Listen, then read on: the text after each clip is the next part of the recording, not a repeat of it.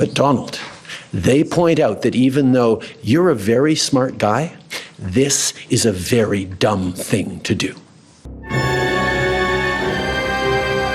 Perdana Menteri Kanada Justin Trudeau menyebut keputusan Presiden AS Donald Trump mengenai pemberlakuan tarif impor adalah tindakan yang sangat bodoh.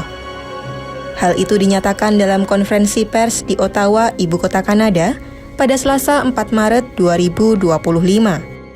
Now I want to speak directly to one specific American, Donald.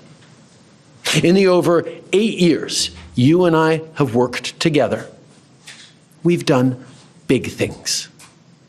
We signed a historic deal that has created record jobs and growth in both of our countries. We've done big things together on the world stage, as Canada and the US have done together for decades, for generations. And now we should be working together to ensure even greater prosperity for North Americans in a very uncertain and challenging world. Now, it's not in my habit to agree with the Wall Street Journal, but Donald, they point out that even though you're a very smart guy, this is a very dumb thing to do. We two friends fighting is exactly what our opponents around the world.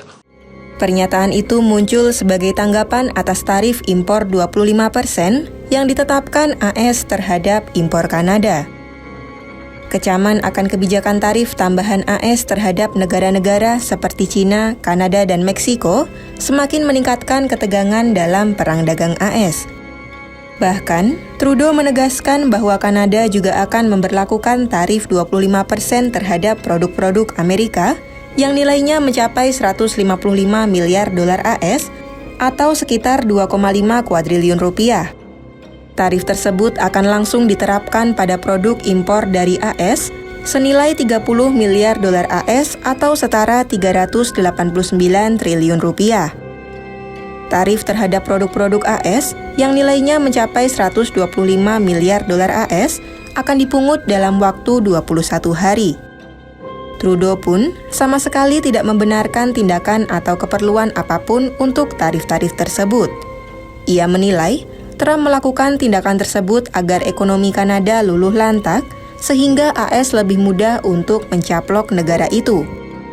Perdana Menteri itu pun menegaskan bahwa Kanada tidak akan pernah menjadi negara bagian ke-51 Amerika Serikat. First of all, that's never going to happen. We will never be the 51st state. But yeah, he can do damage to the Canadian economy, and he's started this morning.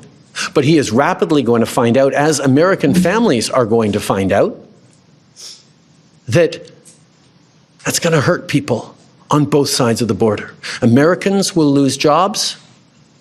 Americans will be paying more for groceries, for gas, for cars, for homes, because we have always done best when we work together.